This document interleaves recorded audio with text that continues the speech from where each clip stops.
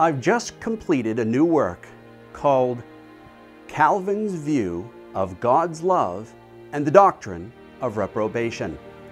I cover a survey of Calvin throughout all of his works, including the Institutes, as well as the eternal predestination of God and his work, The Secret Providence of God.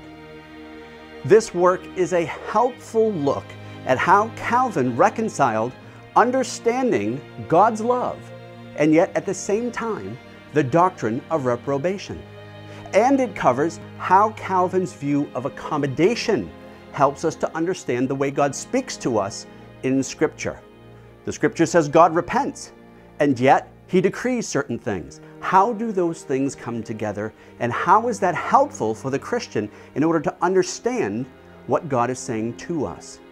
This work is a valuable work in that it not only houses my analysis of that particular topic, but it also demonstrates the secret providence of God, which we've annexed to the work in its entirety as one of the tracts that Calvin worked on against an anonymous writer, actually named Sebastian Castillo.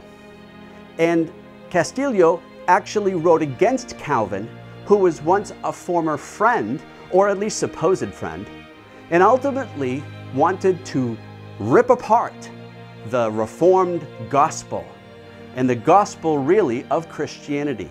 Calvin being as saddened by that particular event of the falling out that he had with him, yet still is very powerful in his words against him because of his railing against the gospel and against Calvin's works. Calvin meets him in 14 articles on 14 points and demonstrates that God alone is the providential sovereign ruler of the universe, and all men and their fate are set in His hand. It is available right now, both in ebook form and in print form at the Puritan Shop. Go to www.puritanshop.com for more information on this title and a number of other new works that we've just published. And may the Lord bless you as you read and study about the doctrine of God's love and reprobation.